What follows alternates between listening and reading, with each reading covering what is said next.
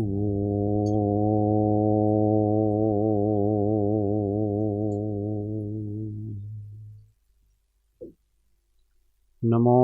अरिहन्ताणं नमो सिद्धाणं नमो आयर्याणं नमो उवज्जायाणं नमो लोये सव्वसाहुणं तेसो पञ्चणमुकारो सव्वपावपणासण मङ्गलाणं च सव्वेसिं पडमं हवै मङ्गलम्। ॐ नमो अरिहन्ताणम्। महादेव्या कुक्षिरत्नं शब्दजितर्वात्मजं राजचन्द्रमहं वन्दे तत्त्वलोचनदायकं प्रभुतत्त्वलोचनदायकम्। परात्पर गुरुवे नमः। परम्पराचार्य गुरुवे नमः। परम गुरुवे नमः। साक्षात् प्रत्यक्ष सद्गुरुवे नमो नमः। अनंत अनंत भाव भेद थी भरेली भली अनंत अनंत नाय निक्षेपे व्याख्यानी छे सकल जगत गीत कारिणी हारिणी मोह तारिणी भवाब्धि मोक्ष चारिणी प्रमाणी छे उपमा आप्यानी जेने तमारा खवीते व्यर्थ आपवाथी निज मति मपाई में मानी छे अहो राज चंद्र बाळ ख्याल नथी पामताय जिनेश्वर तणी वाणी जाणी तेणे जाणी छे गुरुराज तणी वाणी जाणी तेणे जाणी छे।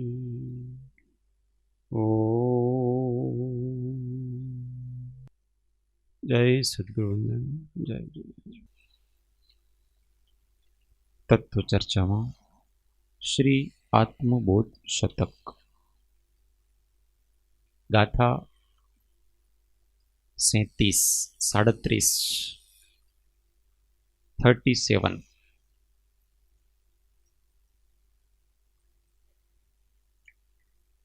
एक एक लिटी लेवानी छे।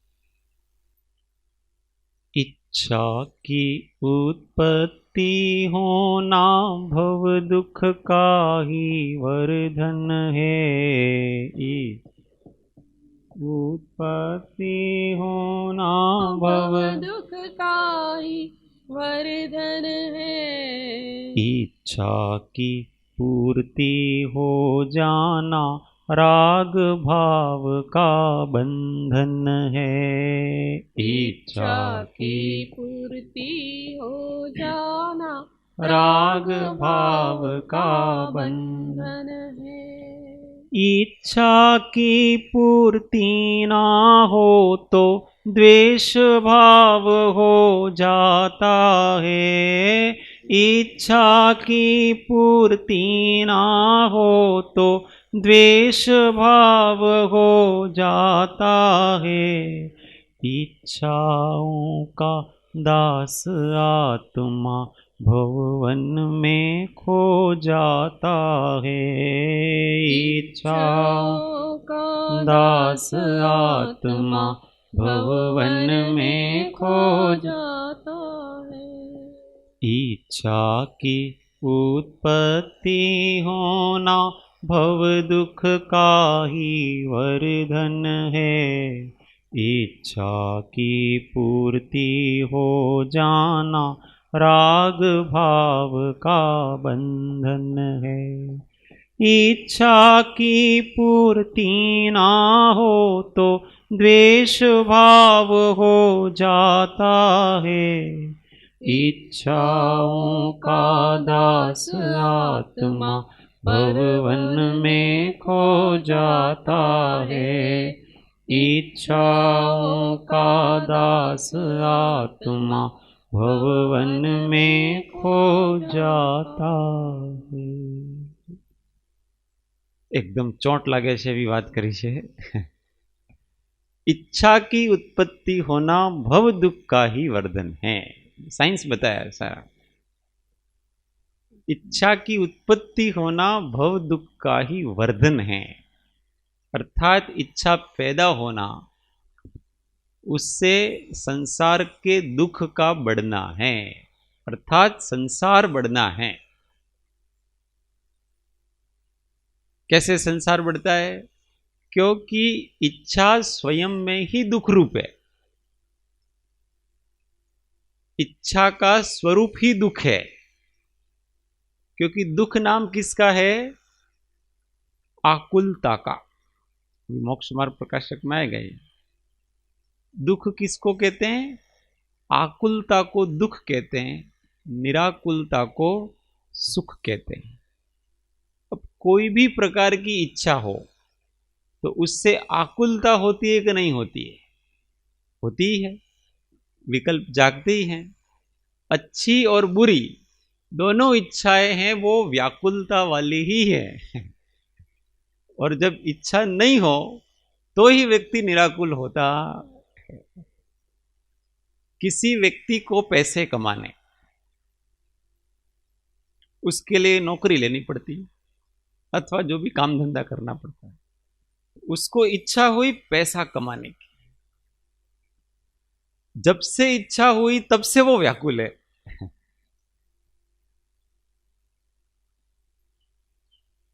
अब उसकी इच्छा कदाचित, जब तक उसकी इच्छा पूरी नहीं होती है ना, तब तक वो व्याकुल रहता है।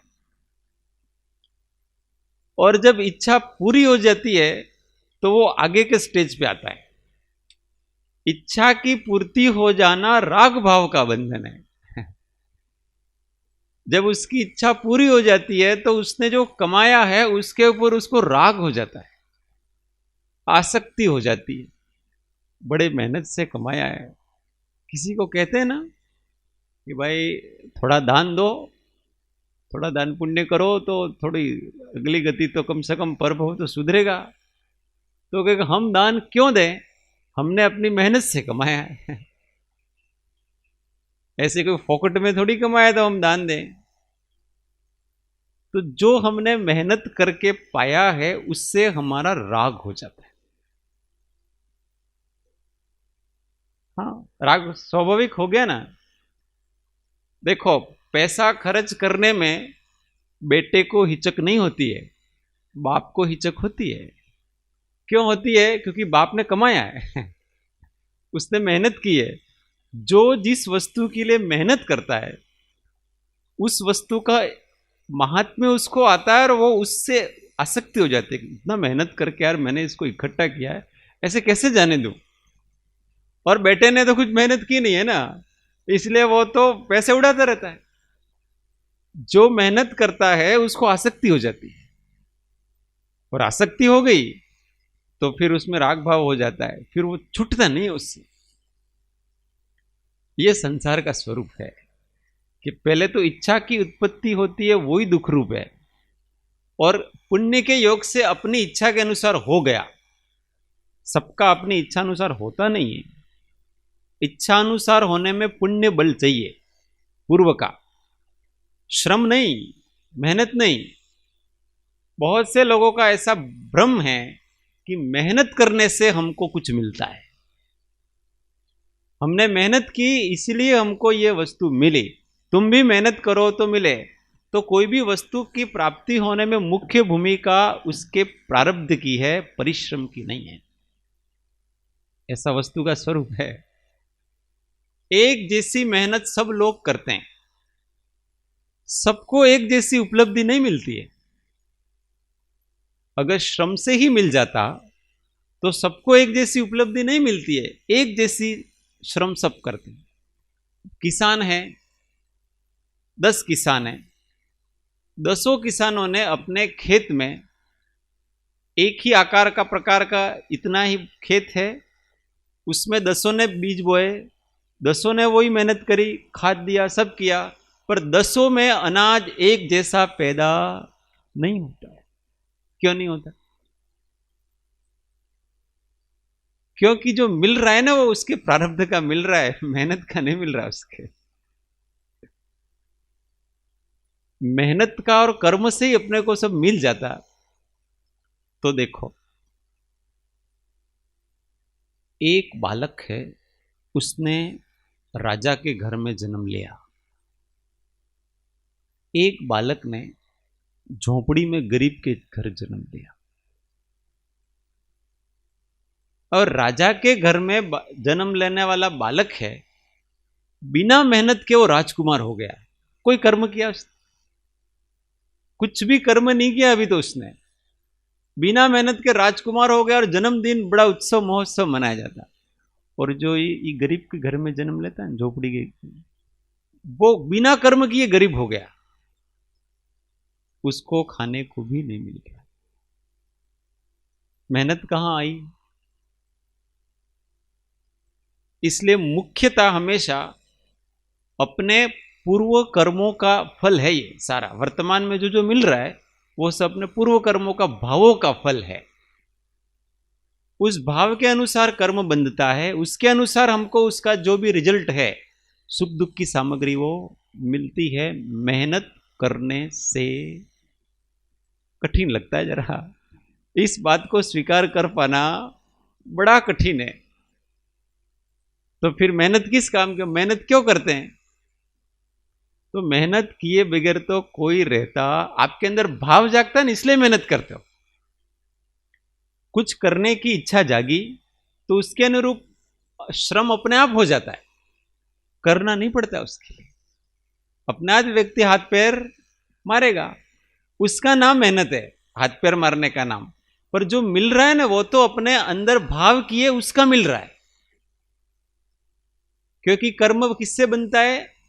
हाथ पैर हिलाने से बंधता है कि भाव से बनता है? भाव बंध का कारण है, पिछली गाथा में आया कि भाव बंध का, मेहनत बंध का कारण नहीं है, भाव बंध का कारण है। मंदिर में आकर के हम भगवान को साष्टांग नमस्कार करते हैं कि पंचांग नमस्कार करते हैं, क्या करते हैं वो महत्व की नहीं है, पर आपके नमस्कार करने के भाव है वो महत्व का है।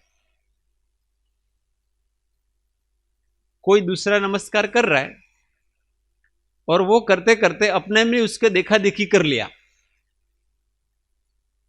परंतु मैं किसको नमस्कार कर रहा हूं, वो सामने वाला कौन है, ऐसे भाव तो अंदर जागा नहीं। बच्चे करते हैं।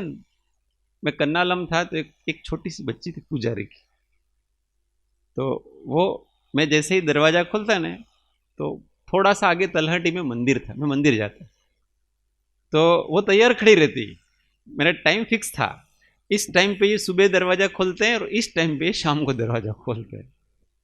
तो वो एकदम सामने आया, उसका घर सामने ही था, तो मैं जाता मेरे साथ जाती। उसको कुछ लगभग 1.5 साल की 2 साल की होगी बच्ची, वो मेरे साथ में चलती और मैं जैसा करता ना वैसा करती हो। मैं जैसे पंचांग नमस्कार करता तो पंचांग नमस्कार करती, मैं खड़े होकर नमस्कार करता खड़े होकर नमस्कार करती, मैं ऐसे परिक्रमा लगाता तो वो भी परिक्रमा लगाती, जैसा मैं करता वैसा वो करती। उसका एक अभ्यास हो गया था। तो भाव नहीं है और केवल आप देखा देखी कर रहे हो तो उसका कोई रिजल्ट नहीं है, पर आप अपने भाव से कर रहे हो और कदाचित शरीर की क्रिया नहीं भी हुई। हम भगवान को वंदन करने आते हैं और कदाचित नीचे नहीं भी बैठ सके, बैठना ही चाहिए हमको, परंतु अचानक कोई दर्द आ गया ऐसा कि हम नीचे नहीं झुक सके, तो भी हमारे हमने वंदन करने का जो भाव है उसका बंध तो हमको हो गया। इसलिए शारीरिक मेहनत है उसका महात्म्य नहीं है, महात्म्य अंदर के भाव का है, और अंदर के भाव के अनुसार सारा अपना मन वचन काय की क्रियाएं होती हैं। भाव से बंद होता है, अच्छे भाव करो अच्छा बंद होता है, उससे अपने को अच्छी सुख सुविधा की सामग्री मिलती है। बुरे भाव करो बुरा बंद होता है, और उससे अपने को दुख दुविधा की सामग्री मिलती है। ये कर्म का सिद्धांत है। तो इच्छा की पूर्ति हो जाना राग भाव का बंधन है। अब अपने पुण्य के उदय से उस इच्छा की जो करना चाहते थे वो पूरा हो गया, तो इससे राग बढ़ जाता है। बहुत मनोन्नत मानने के बाद में, प्रार्थना करने के बाद में हमारे घर में संतान की उत्पत्ति हुई है, तो उस संतान के प्रति कितना राग होगा? बहुत अधिक होगा, क्योंकि बहुत वर्षों बाद आया ना वो, तो इकलौता, इतने वर्षों बाद, हमारे 4 पीढ़ियों बाद एक लड़की आई। किसी किसी को होता है, उस लड़की के प्रति इतना प्रेम होता है, सबका इतना प्रेम होता है, बहुत, क्योंकि मेहनत से आए, बहुत प्रतीक्षा कराएं। तो राग उसका जितना आपकी मेहनत से इच्छा बलवती और उस इच्छा की पूर्ति होती है, तो अपना राग भी उतना बढ़ जाता उसके प्रति, और वो बंधन में डाल देता। अब आगे और कहते हैं, इच्छा की पूर्ति ना हो तो द्वेष भाव हो जाता है। पूर्ति हो गई तो राग भाव हो गया, और इच्छा की पूर्ति नहीं हुई तो रोज मंदिर जाता है। किस लिए मंदिर जाता है? घर में सुख शांति हो। भाई इतने वर्षों से मैं भगवान माता जी की आरती कर रहा हूं, ये मेरे घर में एक बच्चा आना चाहिए, मेरे घर में ऐसी हमारा कोई धंधा हो जाना चाहिए। अब वो वर्षों से कर रहा है, नहीं हुआ उसके, तो वो माता जी को डांटता है, वो भगवान को डांटता है कि व्यर्थ में इतने सालों से माथा फोड़ रहे हो आकर के, कम से कम भक्तों का तो ध्यान रखना चाहिए ना। और उससे द्वेष हो जाता है, ये कुछ धर्म वरम कुछ है नहीं, ये सब बेकार की बातें, कुछ भी इससे होता नहीं है, तो तू धर्म को समझा ही नहीं है, इसलिए ऐसा होता है। किसी से भी द्वेष हो जाएगा, स्वार्थ के कारण से आएंगे तो द्वेष जरूर जरूर और जरूर होगा। रमण महर्षि के पास एक बड़े ऑफिसर आए, मुझे घर गृहस्थी सबसे विरक्त हो गया, मुझे किसी से कोई लगाव नहीं है, मुझे आप ब्रह्म ज्ञान दो, ऐसा करके आत्मज्ञान आत्म साक्षात्कार कराओ। तो वो तो बोलते नहीं थे, किसी से इशारा कराया कि भाई इनको रोज ये आश्रम की सफाई की सेवा दो। एक दिन तो किया, 2 दिन किया, वो तो कुछ बोले ही नहीं। और वो 7-8 दिन हो गए और फिर उसका गुस्सा फटा, आप ऐसे कैसे संत हो, मैं तो ब्रह्म ज्ञान प्राप्त करने को एक शब्द बोलते नहीं, आपका काम कराया जा रहे हो उल्टा। गुस्सा आ गया उसके ऊपर, क्यों? क्योंकि उसकी इच्छा की पूर्ति नहीं। तो उन्होंने कहा ब्रह्म ज्ञान का मार्ग यहां से आता चालू होता है, आश्रम में झाड़ू लगाने से ब्रह्म ज्ञान का मार्ग चालू होता है। तो तुमको ये पसंद हो करो, तुमको नहीं पसंद हो तो यहां से वो चले गए। भाई इच्छा की पूर्ति ना हो तो द्वेष भाव हो जाता है। वो रामायण में देखते हैं ना, शूर्पणखा तो किस लिए आई थी? वो राम से मोहित हो गई, राम का रूप देखा तो मोहित हो गई।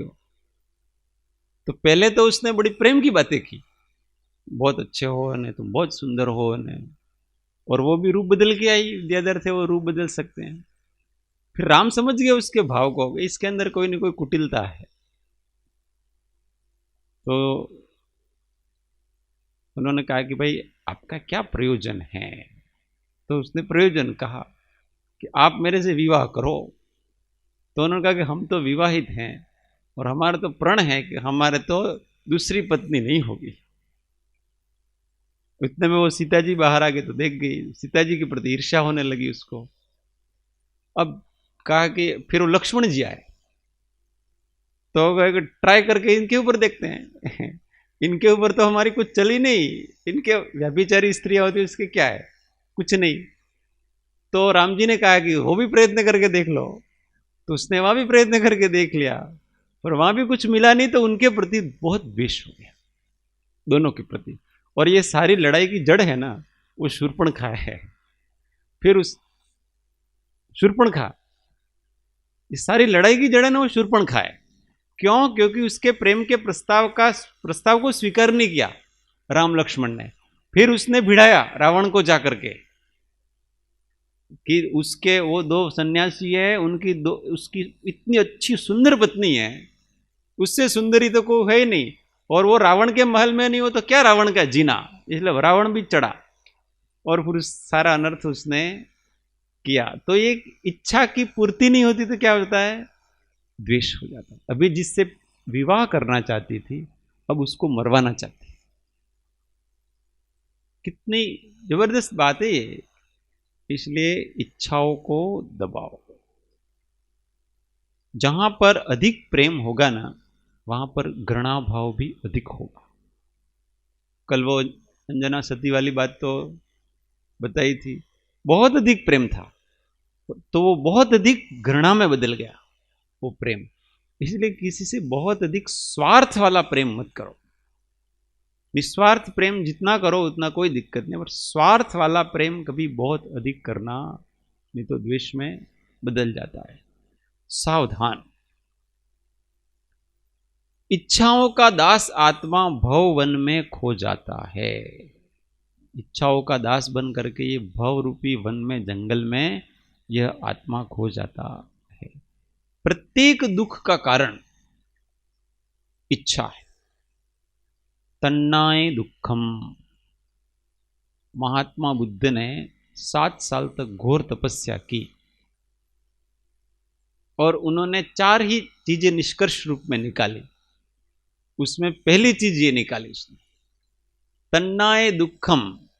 तृष्णा ही दुख है, इच्छा ही दुख है। फिर आगे 2-3 में दुख का मूल कारण, उसका उपाय, ये सारी चीजें बताए। पर दुख का कारण इच्छा है। इसलिए साधना में साधक क्या करता है? धीमे धीमे धीमे धीमे धीमे अपनी इच्छाओं को कम करता जाता है, कम करता जाता है। और इच्छाएं कम कब होगी? जितना आरंभ परिग्रह कम होगा। जितना जितना आरंभ परिग्रह ज्यादा होगा तो उतनी उतनी इच्छाएं बढ़ेगी। विषयों की सामग्री जितनी हमारे पास होती है ना, उतनी उतनी हमको उसको भोगने की इच्छा होती है। अब आपके पास विषय की सामग्री ही कम हो तो इच्छा भी कम होगी। इच्छा भी कम होगी तो पाप का बंध भी कम होगा। ये तो साइंस। एक इंद्रिय से लेकर के असंगनी तक के जीव नरक में नहीं जाते हैं। ये भी आश्चर्य की बात। उनको ऐसा बंध होता ही नहीं है कि वो नरक में जाए। कोई ऐसा असंगनी जीव होता है, कोई ऐसा भाग्य जो नरक में न्यूनतम आयु होती है ना, पहले नरक की 10,000 वर्ष, ऐसा कोई असंगनी जीव पहुंच, ये अपवाद है केवल। बाकी एकेंद्रिय से लेकर के असंगनी पंचेंद्रिय तक कोई जीव नरक में जाए ऐसा बंध कर ही नहीं सकता। उसका कारण समझ में आ रहा है कि उसकी इच्छा तो है, इच्छा नहीं ऐसा नहीं है, पर इच्छा को भोगने के लिए क्या चाहिए? सबसे पहले उसको भोगने के योग्य इंद्रियों की शक्ति चाहिए और बाहर में विषय सामग्री चाहिए। तो एक इंद्रिय के पास तो केवल एक ही इंद्रिय है, इसलिए इंद्रिय शक्ति नहीं है उसके पास। अंदर इच्छा हो रही है, 5 इंद्रियों के विषयों की इच्छा है, परंतु उसके पास इंद्रिय ही एक है, इसलिए स्पर्शन इंद्रिय से जो भोग सकता है उतना भोगता है। ये पेड़ पौधे हैं, ये सब एक इंद्रिय जीव हैं, तो स्पर्शन इंद्रिय से जितना वो भोग सकते हैं, सुख दुख भोगते हैं, और तो कुछ करता नहीं है। सुख तो भोगते नहीं है, दुखी भोगते हैं, इतना वो कर सकता है, इससे अधिक नहीं कर सकता। फिर एक इंद्रिय मिली ज्यादा तो रसना इंद्रिय है।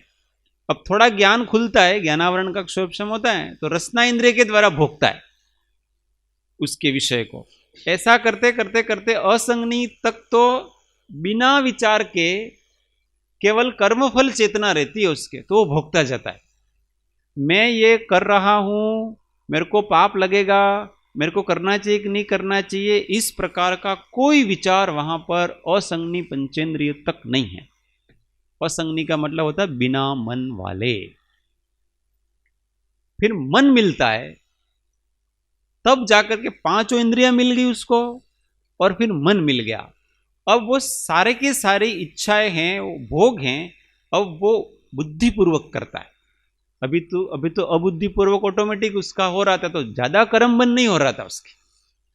अब उसके कर्म बंद तगड़ा होता है। क्यों? क्योंकि अब बुद्धिपूर्वक भोग रहे हो, और बुद्धिपूर्वक विषय भोगों को इच्छापूर्वक भोगने से बंध अधिक होता है। और इस कारण से संगनी पंचेंद्रियपना मिलता है, तब जाकर के वो नरक के योग्य पाप कर्म बांधने का पात्र बनता है। उतना स्थिति अनुभव तब बनता है, नहीं तो बंधता नहीं है। और मन मिलने का दूसरा भी एक बड़ा फायदा है, तभी ये कल्याण और अकल्याण का विचार भी कर सकता है। इसलिए आत्मज्ञान आदि की प्राप्ति भी वो संगनी पंचेंद्रिय ही कर सकता है, और नारकी आदि बनने की योग्यता भी संगनी पंचेंद्रिय की होती है। इसलिए अपने को ये मन मिला है बुद्धिपूर्वक, तो इससे इच्छा बढ़ाए नहीं, इससे इच्छा विचार करके कम करे। पर इस जीव की मिथ्या दृष्टि, जीव की कुबुद्धि होती है, तो उसको जो बुद्धि मिली है, दिमाग मिला है, इंद्रियां मिला है, तो विषयों के नए नए साधन उत्पन्न करता है। आजकल साधन हो ही रहे ना, दिमाग किस में लगता है? सुविधा हो सबको, इस प्रकार के साधनों का आविष्कार करने में सारा विश्व लगा हुआ है। और इसके कारण से अपने देख भी रहे हैं कि व्यक्ति कितना दास हो गया है साधन का। एक दिन के लिए अगर नेट बंद कर दिया जाए, कितने लिए?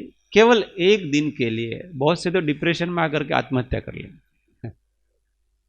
ये लॉकडाउन में मान लो जितने समय तक लॉकडाउन है, उतने समय तक नेट भी बंद कर दिया जाएगा। अगर ऐसा आदेश आ गया तो क्या होगा?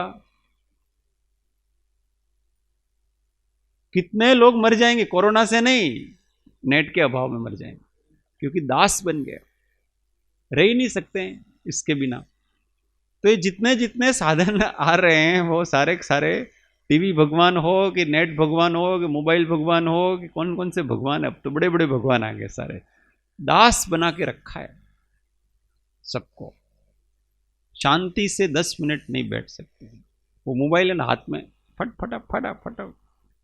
बच्चे, अब बच्चे के हाथ में से मोबाइल लेना मतलब उसको बहुत बड़े बड़े प्रलोभन देने पड़ते हैं, तब जाकर के वो अपने हाथ से मोबाइल छोड़ता है, नहीं तो वो कुछ न कुछ खट खट खट खट करता ही रहता है।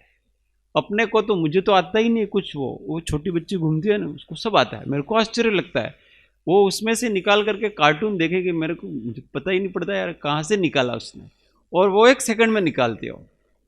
उसको न इंग्लिश आती है, कुछ नहीं आता उसको, परंतु कौन सा क्या करना पड़ता है सब आता है, दिमाग चलता है। अच्छा, क्यों? क्योंकि जहां अपने विषयों का पोषण होता है, उस चीज पे दिमाग अपने आप चलता है। कुबुद्धि होती है ना, वो कुबुद्धि वैसे ही चलती है। इसलिए ज्यादा साधनों के दास होना नहीं। दास होना हो तो भगवान के दास हो, गुरुओं के दास हो, धर्मदास हो। धर्मदास अच्छा है अपने, सबसे अच्छा। भगवान दास अच्छा है, पर इनके दास नहीं होना, क्योंकि ये कभी रहेंगे और कभी। अभी 3 दिन तक कोबा में लाइट नहीं आएगी, क्या होगा बताओ? अपने यहां 3 दिन तक लाइट नहीं आएगी तो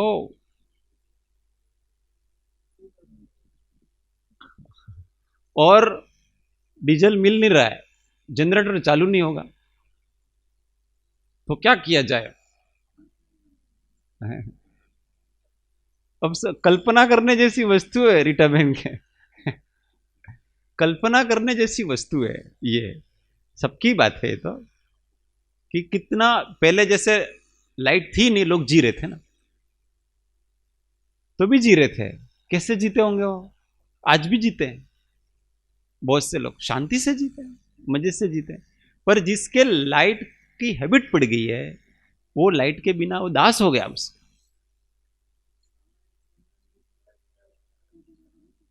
15 मिनट का सामायिक करना, उसमें भी पंखा नहीं होता।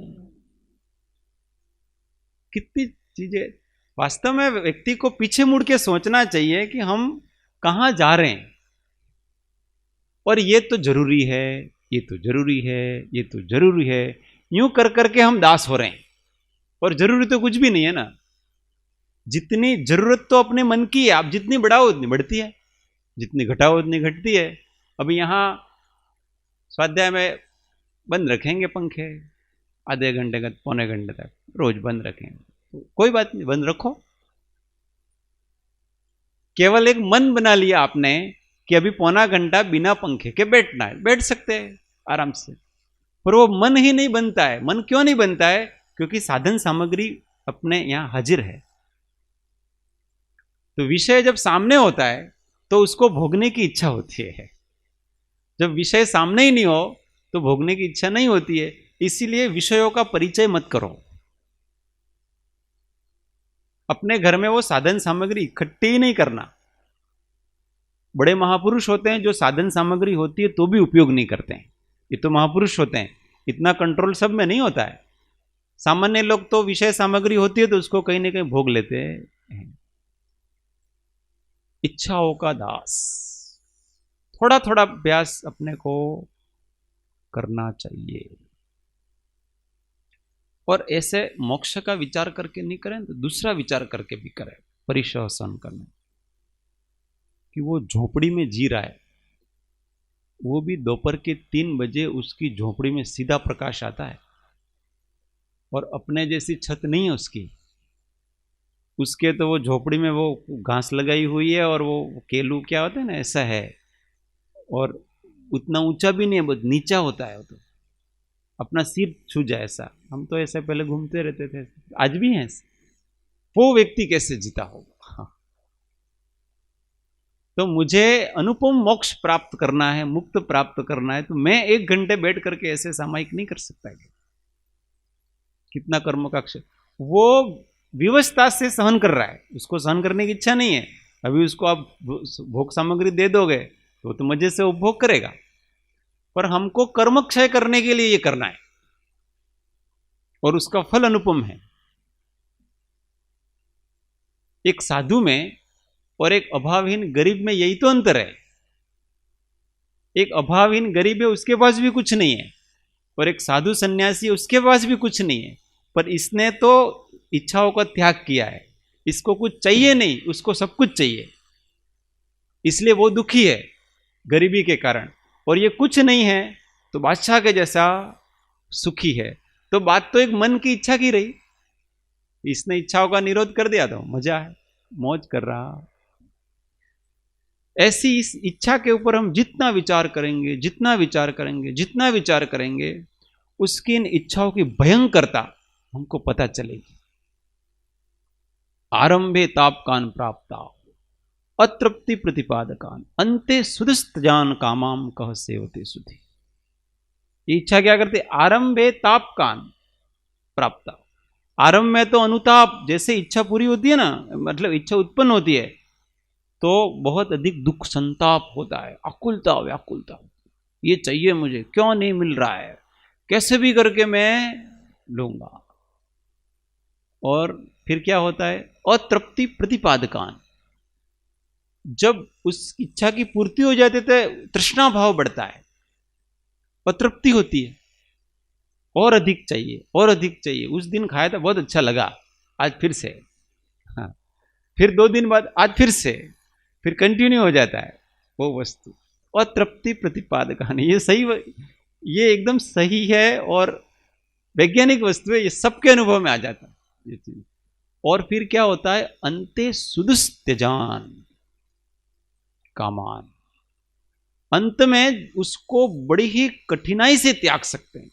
कोई आदत पड़ गई अपनी, डाल तो ली, जब आदत पड़ती है उस समय तो बहुत मजा आता है, और जब उसकी भयंकरता पता पड़ती है उस समय बहुत कठिन है। उसको छोड़ना है। अब डॉक्टर ने कहा ना, इसलिए छोड़ना है। अब उस समय नहीं छूटता है, उसका पता है कि मेरा शरीर इससे बिगड़ेगा सब, परंतु बहुत कठिन है। इसलिए ऐसी जीवन में कोई चीज नहीं होनी चाहिए जो हमारे लिए अपरिहार्य बन जाए। तलब हो, तलब उठे अंदर से। इच्छाओं का दास आत्मा भवन में खो जाता है। मैंने एक दो बार पहले भी कहानी सुना। हमारे मामा जी, तो उनको यही हॉस्पिटल में, छोटे मामा जी, उनको कैंसर हुआ। तो यहाँ मुंह का तंबाकू खाते थे, इसलिए कैंसर हुआ तंबाकू से। ये पूरा ये भाग है ना, ये पूरा भाग उनके निकाल दिया, ये पूरा भाग। तो यहाँ आए थे हमारे बड़े मामा जी, दादाजी सब आए थे। मेरे को सूचना मिलती, मैं भी गया यहाँ से। ये लगभग 10 साल पहले की बात है। मैंने देखा हो क्या हालत हो रही है उनकी। उस समय में वो हम बैठे थे वहां पर, और हमारे बड़े मामा जी तंबाकू बना के खा रहे थे उनके सामने। उनके सामने वो छोटा भाई कैंसर से मरा, वो पता है उनको। फिर उस समय तो मैंने कुछ नहीं कहा। फिर बाहर निकले तो मैंने कहा मामा जी वो तंबाकू खाता। हमारे छोटे मामा जी के मुंह में हमेशा तंबाकू रहती, टीचर थे पर आदत पड़ गई उनकी। मैंने कहा वो आप देख ही रहे हो कि इसके तंबाकू खाने से ये पूरा मुंह खुल गया, जबड़ा कैंसर हो गया है, फिर भी आप तंबाकू खाए जा रहे हो और उसके सामने खाए जा रहे हो, डर नहीं लगता क्या? तो उस समय उनका कैसा तत्व ज्ञान खिला कि ये तो सबको थोड़ी होता है, जिसको होना तो होता है। ये उस समय ऐसी बुद्धि जागती है उसकी, छोड़ना नहीं है ना, इसलिए सबको थोड़ी होता है, जिसको होना है उसी को होता है। नहीं खाओ तो भी होता है, महिलाएं कहां खाती है तो भी कैंसर होता है उनको। वो दलील आई कहां से? आत्मज्ञान से नहीं आई है, वो दलील उसकी इच्छा से आई है। खाने की है ना, तो कुतर्क कर रहा है व्यक्ति, नहीं छोड़ता है। ऐसा ये इच्छाओं का दास बना व्यक्ति फिर रहा है। बड़े बड़े महापुरुषों को छोटी इच्छा खा जाती है। छोटी इच्छा एक थोड़ी सी चालू हुई और वो इतना भयंकर रूप ले लेती है। भरतहरि का तो अपना पता ही है, वो सारा राज्य वैभव त्याग करके सन्यासी हो गए और जंगल में जाकर के साधना कर रहे हैं, कोई कुटिया बना करके। और एक दिन पानी पे वो तालाब पे जाते हैं स्नान करने के लिए, तो हिरण का बच्चा उसको शेर खाने के लिए आ रहा था, उससे बचा लिया उसको अपने तेज से। और सोचा कि यार ये हिरण का बच्चा है, यहां रखूंगा तो ये वापस आएगा, शेर खा जाएगा। अपने आश्रम में ले गए, फिर अपने संरक्षण में रखा उसको। वो बच्चे होते हैं ना, वो मोहक होते हैं, मोह होता है उनसे। भले वो अपने कुत्ते के पिल्ले हो कि हिरणे के पिल्ले हो, कोई भी हो, अच्छा लगता है, स्वाभाविक रूप से अच्छा लगता है। वो छोटे बच्चे, तो उसने कहा कि देख रेख करने लगे वो। अब धीमे धीमे क्या है कि उसको उस बच्चे से राग होने लगा। प्रेम, पहले तो राग प्रेम हुआ, फिर राग हुआ, फिर मोह हुआ। ये ऐसे बढ़ता है। पहले परिचय से प्रीति जागती है उसकी। पहला तो निस्वार्थ भाव था, उसको बचाने का भाव था, वहां तक तो उसका प्रेम था उनके प्रति। अब क्या है कि अब उनके दिमाग में घूमने लगा कि वो जब ध्यान में बैठते ना, वो कहां गया होगा, इधर उधर आवाज नहीं आ रही यार, कोई दूर तो नहीं चला गया होगा, कोई शेर आ गया तो कोई ले गया होगा। तो अब इनके ध्यान में हिरण का बच्चा चल रहा, अब राग हो गया। और अंत में आते आते तो उनको इतना मोह हो गया कि जब उनका देह छूटा, उस समय उनको केवल हिरण के बच्चे का ध्यान था। देह छूटा उस समय हिरण का बच्चा याद रहा था। और फिर उसी योनि में गए वो तपस्वी सन्यासी हैं, सारा तप जल के खाक हो गया उसके, वो हिरण बने वो। फिर बाद में कथा पता ही है, वो जड़ भरत की सारी कथा। फिर वो हिरण, क्योंकि साधु सन्यासियों के पास रहने की इच्छा थी ना, इसलिए वो साधु संन्यासियों के आश्रम के आसपास ही घूमता रहता था वो हिरण। वो अच्छा लगता था, पूर्व पर्व के संस्कार होते हैं अपने यहाँ, कुत्ते बंदर वगैरह अच्छा लगता है ना यहाँ सबको, ऐसे उसको भी अच्छा लगता है, तो वो बहुत सुनता वगैरह। फिर वो अच्छा भी हुआ उनका। परंतु देखो, एक सन्यासी की तपस्या राग भाव से, एक छोटी सी इच्छा से कहां से कहां चला गया। जिसको मुक्ति प्राप्त करनी थी, जो स्वर्ग में जा सकता था, वो जानवर बना वो व्यक्ति। तो कहां से चालू, कहां से हुआ? छोटे से राग भाव से। चालू जो भी होता है ना अपने जीवन में, वो बहुत छोटे से होता है, और फिर धीमे धीमे धीमे धीमे वो बहुत विकराल रूप धारण कर लेता है। इसलिए शुरुआत ही में ही उसको ऐसे आदतें, व्यसनों की आदतें ऐसे ही पड़ती है। पहले अरे थोड़ा सा ले लेना, हमारे गांव में तो ऐसा होता है कि वो बड़े जो अफीम सामूहिक रूप से होता, तो किसी की शादी ब्याह हो कोई भी, तो उसके घर में अफीम का पार्टी रखते हैं। तो जो बड़े होते हैं ना, वो छोटों को सिखाते हैं कि अभी थोड़े थोड़े प्रैक्टिस कर, तो ऐसे अपने हाथ में लेकर के उसको पिलाते हैं। अब पहले पहले तो कड़वा लगता है, क्योंकि वो होता कड़वा है, और फिर उसका टेस्ट आने लगता, फिर उसकी मंडली में मिल जाता है वो व्यक्ति, फिर तो उसके बिना रह ही नहीं सकता। ऐसे एक दूसरे के अपने अपने प्रभाव बढ़ा करके वैसे नहीं बढ़ाते रहते हैं। सावधान रहना चाहिए। ये तो व्यसनों की है, बाकी अन्य भी बहुत से प्रकार के व्यसन हैं अपने जीवन में। कभी मूवी देखने की व्यसन नहीं पड़ जाए, कोई सीरियल देखने का व्यसन नहीं, अच्छा भी नहीं, अच्छे देखने का भी व्यसन नहीं होना चाहिए अपने जीवन में। न्यूज़ देखने का व्यसन नहीं पड़ जाए, ये देखना कि कब मेरा व्यसन हो गया, उस समय उसको तुरंत अपने जीवन से निकाल देना। अच्छी की भी आदत नहीं, क्योंकि अच्छी है वो धीमे धीमे धीमे धीमे अपने को, अभी तो अच्छी है, बाद में वो उसका दास बना देती, अच्छा भी दास बना देती, तो ऐसे ही बसती है। ज्ञान ध्यान, अब सामायिक, आज वो मैच देखने आदत पड़ जाते हैं, सामायिक छोड़ देता है व्यक्ति, होता है ऐसा। आज तो मैच है यार, आज सामायिक नहीं करेंगे, तो बाद में कर लेंगे, तो पहले कर लेंगे। ये पहले तो सात्विक था, अब वो कहाँ आ गया, वहां तक आ गया, अब आपके धर्म कार्य में भी नहीं। यार आज भक्ति में नहीं जाएंगे, क्यों नहीं जाएंगे भक्ति में? आज मैच है ना, रोज जाते हैं, आज नहीं जाएंगे तो क्या फर्क पड़ेगा? तो उस मैच ने आपको कितना घर कर लिया है, आपका मूल धर्म से छुड़ा रहा है वो तो। अथवा कोई टीवी की अच्छी सीरियल आ रही हो, और वहां भी वो व्यक्ति ऐसा, मैं तो रामायण देख रहा था, इसमें कौन सी बड़ी बात है, पर तू स्वाध्याय छोड़ के रामायण देख रहा है, तू भक्ति छोड़ के रामायण देख रहा है, ये सब छोड़ करके रामायण, तेरे सामायिक छोड़ के रामायण देख रहा है, तो वो रामायण तेरे जीवन में रामायण ही करेगी। क्यों? क्योंकि अब संयम से डिग रहा है व्यक्ति, आवश्यकों से डिग रहा है, मूल मार्ग से, धर्म से च्युत हो रहा है ये व्यक्ति उससे। तो अच्छा भी कभी कभी आदत से धर्म से च्युत कर देता। इसलिए ये सब देखना, राग बढ़ाने वाली चीजें, कि अच्छे से भी कभी राग नहीं होना चाहिए। यह राग आग महादहे, ताते समामृत से, चिर भजे विषय कषाय, अब तो त्याग निज पद बे। कहाँ रचो पर पद में न तेरो, पद यह क्यों दुख सहे, अब डोल हो सुखी स्वपद रची, दाव यह चुको नहीं।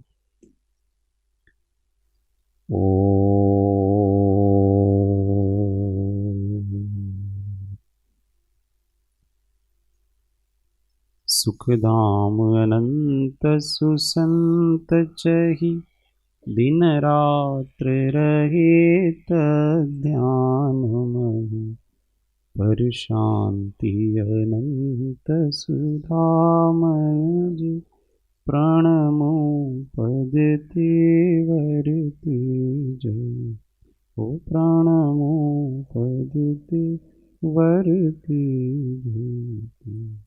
सद्गुरु परम कृपाणु देव त्रिलोकनाथ की जय, सब संतन की जय। आनंद घन ओम। 1 मिनट मौन, आत्मानुसंधान। ओम